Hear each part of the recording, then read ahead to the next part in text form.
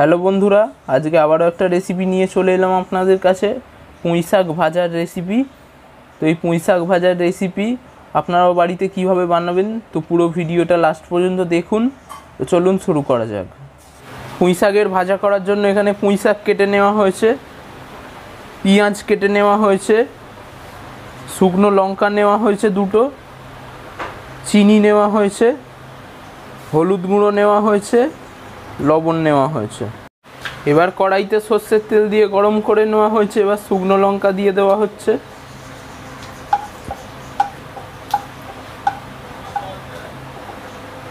পেঁয়াজটা ঢেলে দেওয়া হচ্ছে,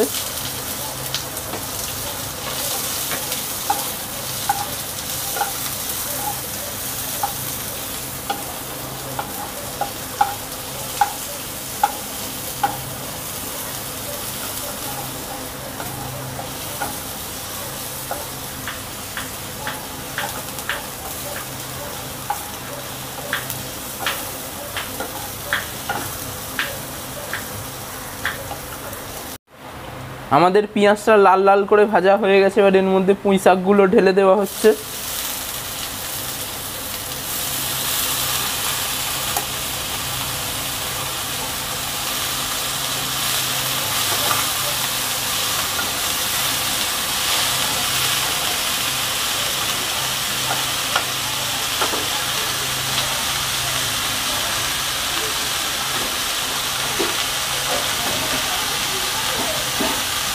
এবার এটাকে ঢাকা দিয়ে দিয়ে ভাজা হবে ভালো করে। আমাদের পুঁই শাকটাকে ঢাকা দিয়ে দিয়ে ভালো করে ভেজে নেওয়া হয়েছে। এবার এর মধ্যে নুন, চিনি, হলুদ ঢেলে দেওয়া হবে, সব একসাথেই ঢেলে দেওয়া হলো।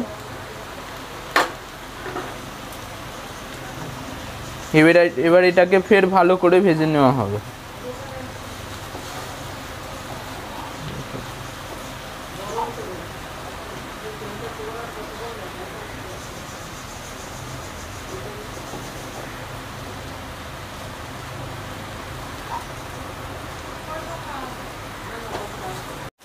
আমাদের পুঁই শাকটাকে ঢাকা দিয়ে দিয়ে লাল লাল করে ভেজে নেওয়া হয়ে গেছে। তো এবার এটাকে নামিয়ে নেওয়া হবে।